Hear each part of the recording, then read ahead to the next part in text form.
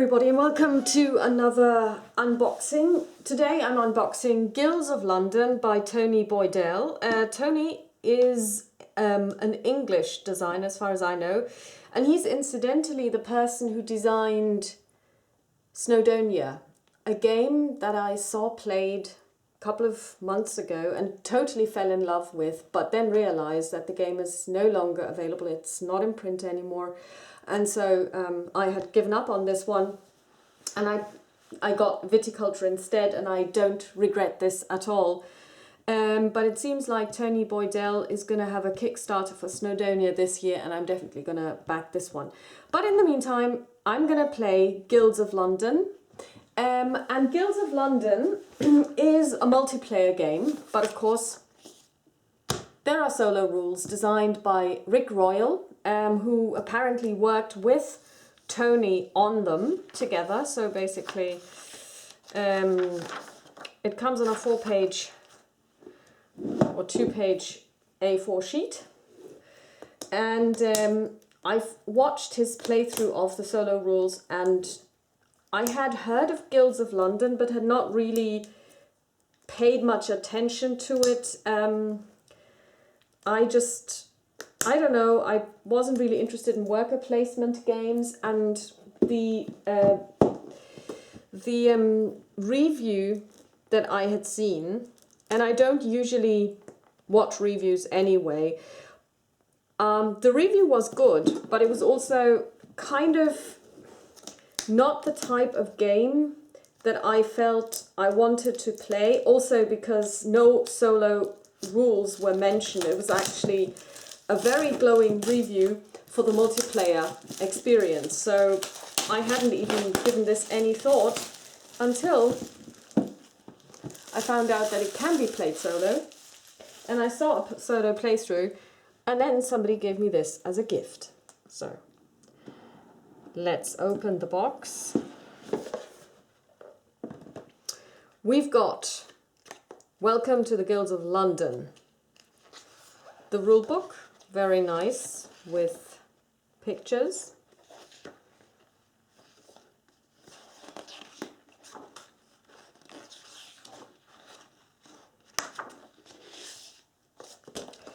We have 2 sheets that actually explain what the icons on the cards mean, because you have on the one hand the tiles which represent the different guilds.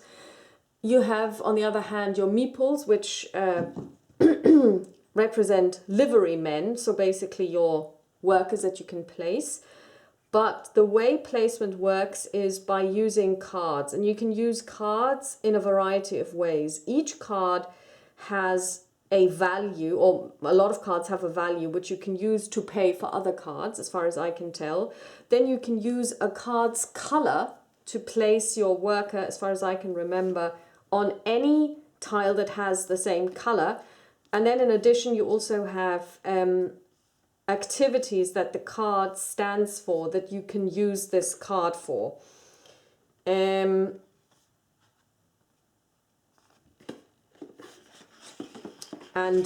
the way these are explained is by the use of icons, and they are, I mean, I like it when they try not to have too many words on them, but of course if you then have to have 2 sheets to explain what they mean, you know, I suppose this is then easier to distribute it worldwide, because all you have to reprint are the sheets, you don't have to reprint the cards. So here we have on the one hand the tiles, so they come as cutouts, so you essentially just push them out. They have 2 sides. This is the side that you see when you're playing, and once a tile resolves, this is, you turn it over and then you see its heraldic emblems. So we have 1, 2, 3, oh, it goes up to 78, so you've got plenty of these. So these are the tiles that represent the guilds. So you've got the Horners and Ivorists, the Scribes, the Paviors, the Apothecaries, the Shipmakers, Spellfounders, Farmers. Here you've got the Guild Hall of London. So you have 2 tiles for this one. You have the little compass, And you have the plantation card. So the plantation, or tile I should say, represents on the one hand the Ulster plantation, and then on the other you have the Virginia plantation. So you can get victory points for this. So it's a game where you score victory points. This is the scoreboard. The round track at... Yeah, there are two different sides to it. So... and I believe this one is the one you use for the solo mode. So as far as I can recall, the ones with the laurel wreaths around it, so the even numbered rounds, are the rounds where your tiles will resolve, and the dark colored ones, the 4 and the 8, the 12 and the 16, are the ones when you look at the actual plantation card as well. So then of course we have, this is a worker placement game, we have workers, meeples. We have different colors.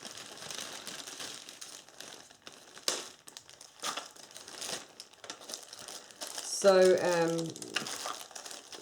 you can have up to 5 players. Then these ones are the victory markers, victory point markers, I guess. The black ones are the neutral ones, and then you have the beadle. The beadle is important in solo play because he basically is the timer. In the solo play, you play against a man called Boris. Of course, this is he's the mayor of London, and of course, aptly named for Boris Johnson, a British politician who was the mayor of London at one time. Now he is something else, and I would add he has always been something else. And let's take a look at the cards.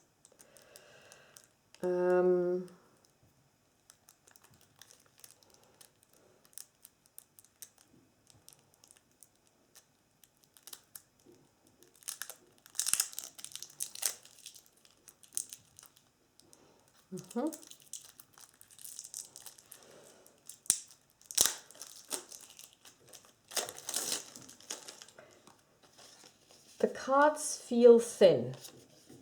It's not good cardstock. Points taken off for this one. The cardstock is poor. These are the Guilds of London.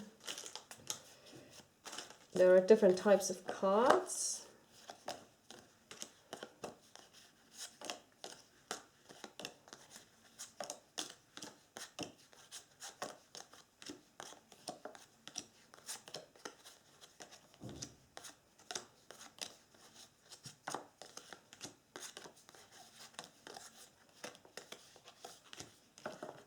I believe these are the mayoral favors. So basically these are victory, not conditions, but things you can get to gain victory points for.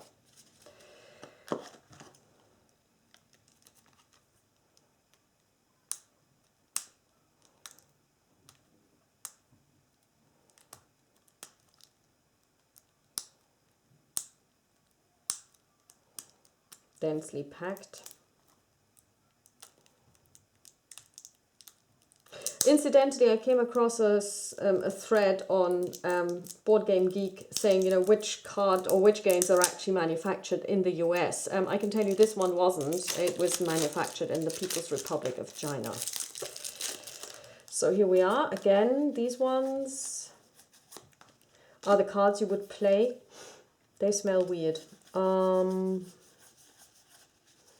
These are the cards you would play in order to move your meeples, to place your workers. And then these are the mayoral favors. Here's one that slipped in. So you can draw these during the game as well. Let's check size. Okay, yeah. These are pretty much,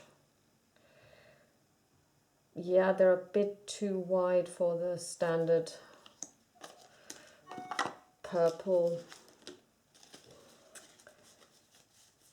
card sleeves from Board Game, from Mayday.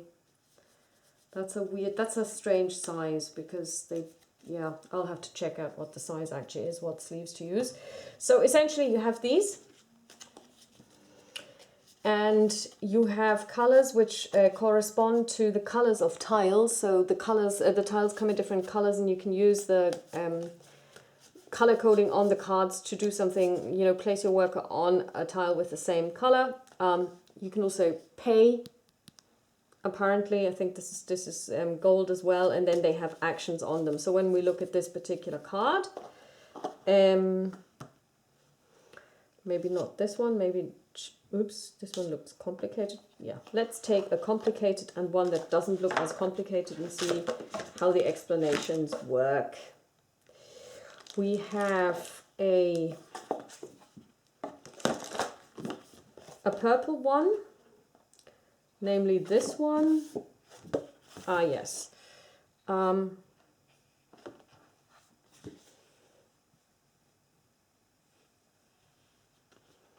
Okay.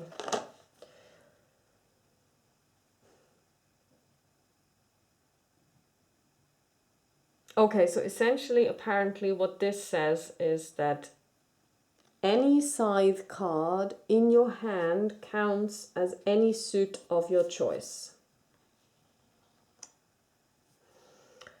This one here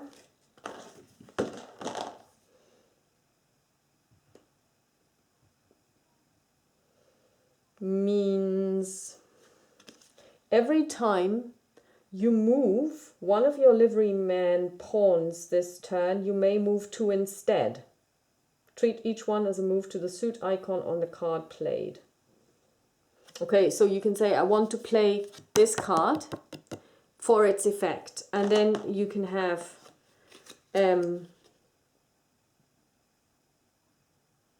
you can play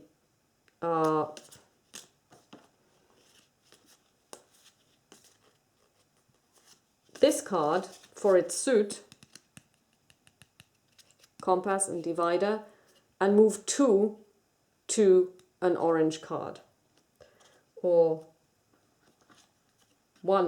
two to a blue card, or two to a purple card.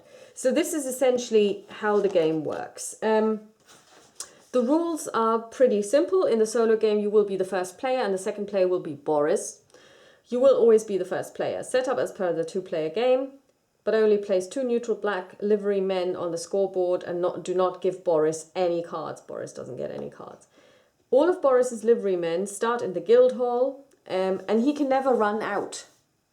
You know, if the plantation is Virginia, you know, you place one neutral livery man on each of the 6 lowest numbered guilds, and if the plantation is Ulster, place one neutral livery man on each of the 6 highest numbered guilds. So essentially, you make a decision how you want to do this. So I'm going to prepare the game by whoops, that's a cat fight. That's why the camera is shaking.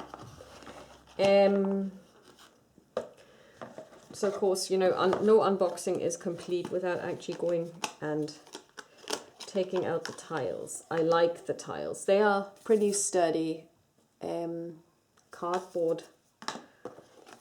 So salt boilers, iron workers, fullers and shearmen, winemakers. Yes. And you know, the way this works is also that there are tiles where you can only win, and then there are tiles where you can also go in for a second place. And the second place victory points are determined by these little chits, which you assign randomly. So you just basically place them randomly. And it can happen, I saw this in Rick Royal's playthrough, that you end up with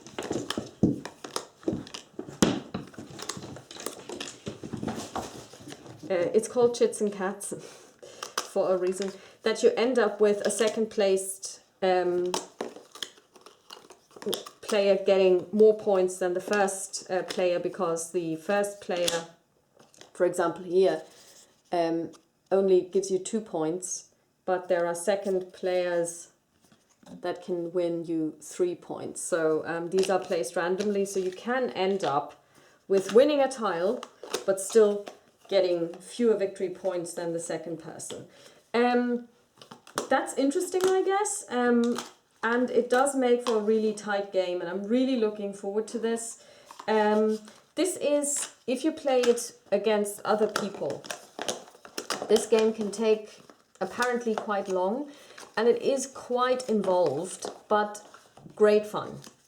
And of course I understand that the solo experience will be different, but that's just how it is. And you know, maybe one day I will find someone to play this with me. But I'm also told that the learning curve is a little bit steep on this, because you have to really understand how the cards work. And in the beginning, the first 2 or 3 playthroughs, you might end up spending so much time just looking and constantly checking the cards that for somebody who isn't necessarily a dyed-in-the-wool gamer, they might find this game exceedingly boring. I don't know, you know, if this description is accurate. I heard it from someone who said that this was their experience. I don't doubt it, because there are games that are less fun unless you really are into games and you really understand games for what they are. So this may not be a game for casual gamers, or this is how I interpret the information that I've been getting. As you can see, unboxing it is pretty simple. Just ensure that you don't miss anything. And I will probably do a video, but I can't really tell you when, because I have a couple of things happening at the weekend, and the week after I'll be gone for 2 days on training. But then, of course, there is Easter, and Easter Monday is a day off in Ireland. Easter Friday, Good Friday is not, so I will be working on the Friday, but maybe I can do a couple of videos on the Monday. I've also received word that that my Gloomhaven has been dispatched. So I've been waiting for Gloomhaven since I ordered it before Christmas, but there were problems with the delivery to the supplier that I had pre-ordered from. But they sent me an email this Tuesday that it had now been, or last Friday even, it had been dispatched. So I'm expecting this any day now. I'm also trying to locate a game called Space Infantry by Lock and Load. They're doing a reprint or a revamping of the game from 2011, but knowing Lock and Load, we all know that they basically never deliver. This one was supposed to be delivered in November 2017, so that was 5 months ago. There's still no word on their website when it will finally be finished. So since I would really like to play the game, and I don't really need to have the new version, if anyone is willing to sell me a copy that is complete, I would be happy to buy it off you. And I'm happy to pay shipment from the United States as well, because it looks like a really awesome game. It's a solo game. For those of you who don't know it, it's an abstract space crawl instead of a dungeon crawl, I guess. And it just has very neat mechanics, and I would love to have it in my collection. And while I have placed a pre-order with Lock and Load, and those of you who have been following my channel for the last few years will know that I've been pre-ordering from Lock and Load many, many times in the past, and I always got burnt. They're a really bad supplier, a really bad gaming company, very chaotic, and I'm not holding my breath. I mean, people have been waiting for this game. Apparently, it was one of their best-selling games, They're now revamping it, which is great. I mean, I could have done with a reprint. I wouldn't even have needed a revamped version of it, but it's people on the website have been saying, you know, like what's the word on this one, blah blah blah, and they're just like, oh yeah. This one guy was like, yeah, first of all, it was Turkey Day, and then I had a family conference and blah, blah, blah. And it's the nature of the beast, and it's a big game. And I guess, as somebody said, this is probably going to be Heroes of Normandy, where they said, okay, we're going to release this game. And then it was 3 years between the first date that they gave for the release and the final release. So I'm not really holding my breath. So if you have Space Infantry, the base game, let me know, and let me know how much you want for it. Bye!